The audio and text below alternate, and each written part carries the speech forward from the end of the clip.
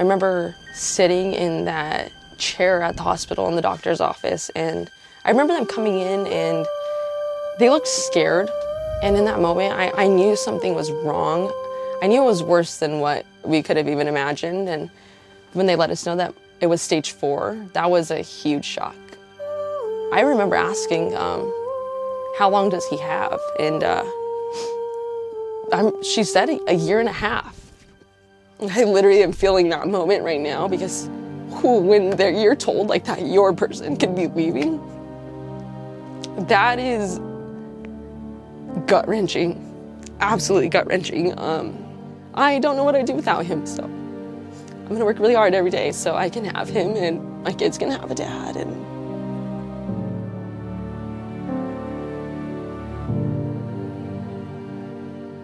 I'm Jack, and my husband's name is Mark, and we have 3 kids. Mark and I lived on the Oregon coast, and we lived in the middle of nowhere in a national forest, and it was miserable. We hated it. This wasn't the life for us, the house life. It was the bus life, so we bought this bus, and I found it in an empty parking lot, and I was just like, I'm just gonna shoot my shot, and I told Mark, you know, like, let's sell everything, let's move again, and if it works, it works, and the man said, yeah, I'll sell it to you, and it took us about 8 months to build. It was a lot of work, but this was the get out of the house bus. We started traveling. Mark was still working at the prison, which is his correctional officer job. We were your week-long warriors, I would say, you know, go out there for a week and then come home for a week and work. And our main goal was to get him home, because without him home, we couldn't really dive deep into this experience. We were kind of just like dabbling in it, and we're seeing all these families that were doing what we wanted to do, and we knew it was possible. It takes a lot of bravery to leave your home, your job, your life, you know, everything that you had worked so hard for. It's very daunting, it really is. And I guess during that time we were dealt just some really unlucky cards. Mark was diagnosed with stage 4 colon cancer that had metastasized to his liver and his lymph nodes, and it was just kind of everywhere. Mark does have a genetic mutation. His cancer spreads extremely fast, it's very aggressive, and it can go to places that you just don't want it to go. There's not a lot of knowledge behind this. There's honestly not a lot of people know about cancer in general, and I remember asking, how long does he have? And she said a year and a half, and I remember thinking a year and a half forward, and I was like, this is all I get? Like, what?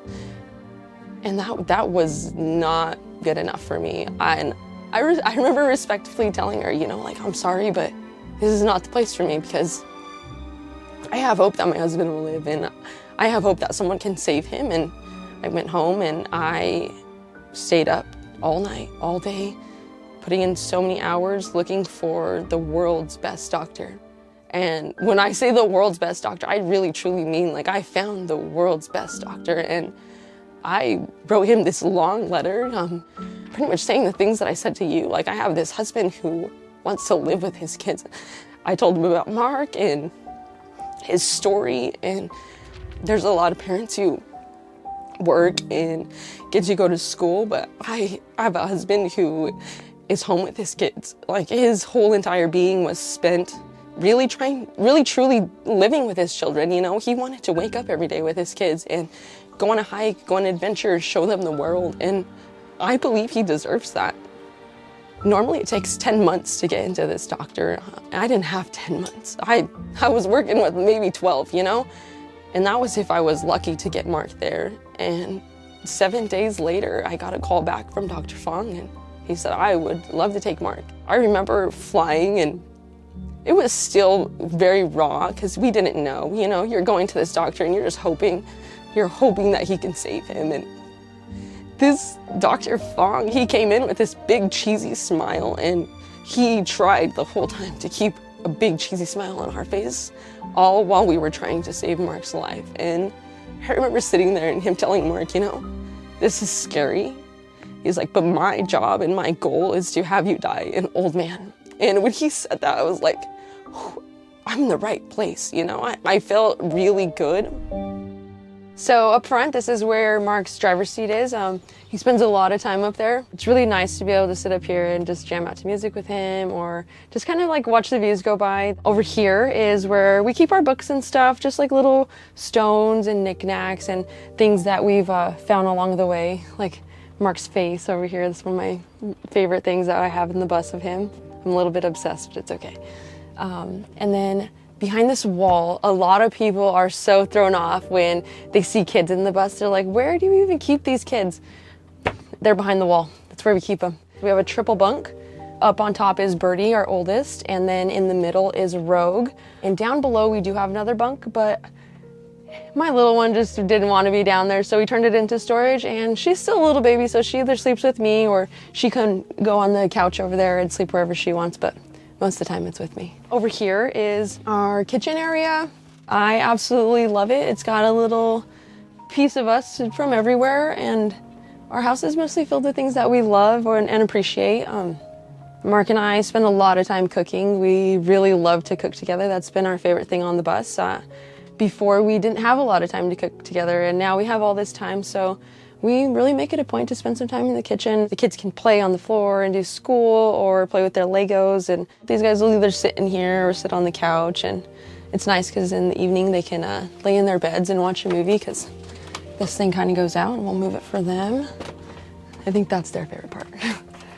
We do have a mini split so we can stay nice and warm or nice and cool, and a diesel heater down below for those frigid winters. There's Birdie braving the wind right now.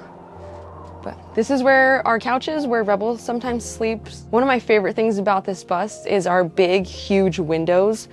It is the whole entire bus that is covered in these windows. You can literally see anything and everything as you're traveling. I mean, look at this. Also, they prop open so we can get lots of airflow or just to get a nice breeze. So back here is where Mark and I really hang out. We spend a lot of time in our room. I actually find my kids in here a lot of the time. They really love to snuggle with us, so they'll come here in the morning, we spend a few hours, and then we actually meet back up like halfway through the day to just kind of have a moment where we're together again. But I have this really wonderful huge shower. People are always like, where's your shower curtain? And the truth is we really don't need one. The water falls perfectly straight down right to here. It really is awesome because I can have 3 kids in this long shower, and I throw 2 over there, have one in here, throw them back over there so they can dry off, and then I don't have to worry about like water everywhere or just like a big mess. We do have a couple dogs, so it's nice to come in here and spray them off, or just to take a shower in general. That's also really nice in bus life when you're out here like in the desert and you absolutely need one. I have my little sink right here. It definitely doesn't get used at all. It's just for looks. That's why it has this little wood piece on here. But over here, we have our bed. One thing I didn't want to give up was a bigger sized bed. We watch movies or even just kind of hang out and play games, board games, or look out the window. A lot of the times we're parked like by a beach or in the mountains. So we really use those big windows that I was talking about to take in those views and just like experience things like on a different level, I would say. Mark put in his 12 rounds of chemotherapy. They were really hard. There was times where I didn't know if he was gonna make it to that next chemo round. A lot of us didn't. There were times where we looked at Mark and we thought, you know, like we're gonna try our best to get him there, but we don't know. And we never shared any of that because it's really heavy for other people to carry. I remember there was times that he was just kind of passed down on the couch face down, and I remember our kids, you know, what's going on, Dad, you know? That was really hard to have to like be a mom and a wife and kind of keep this boat going, even though, you know, it's sinking at the same time, slowly but surely.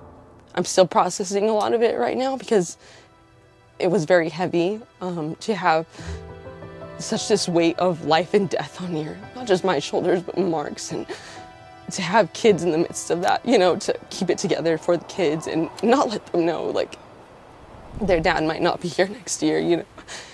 To keep the hope, that was really hard.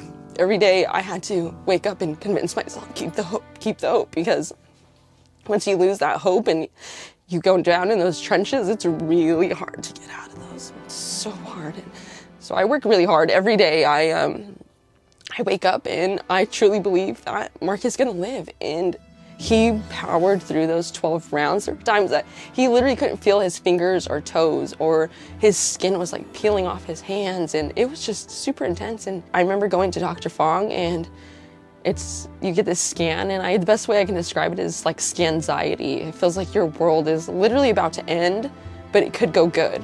But you're just like, you know it could go bad.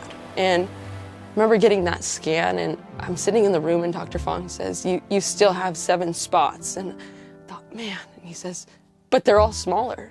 And that was the goal, was just to shrink them a little bit. And sure enough, Dr. Fong said, I want to see you in 2 months. He's like, take a break from some chemo, go enjoy your family, and come back strong. And he's like, and I'm gonna fry the absolute shit out of these lesions. And he did, you know. Mark went back in, they chopped him up like a fish, they filleted him. He's got a nice big scar to show for it. And actually yesterday was Mark's expiration date, and we're here at Scully-Palooza. We were not supposed to be here, and he's here, and he's living, he's thriving. He's cancer-free, which is huge.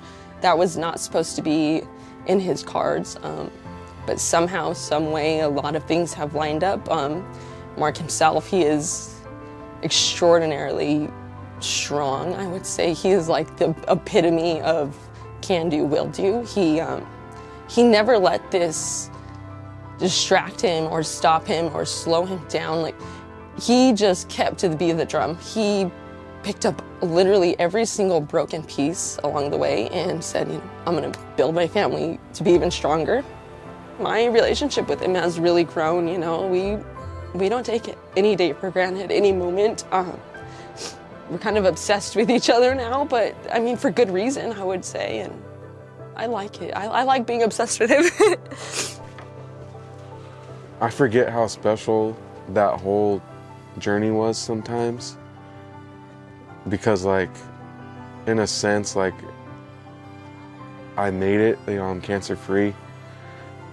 And so like, sometimes it's just out the window. Like, I forget, like, dude, you just had stage 4 colon cancer that spread to your liver. Like, and like, I'll take my shirt off, I'll see this huge scar here, and I'm just like, damn, like, what a story.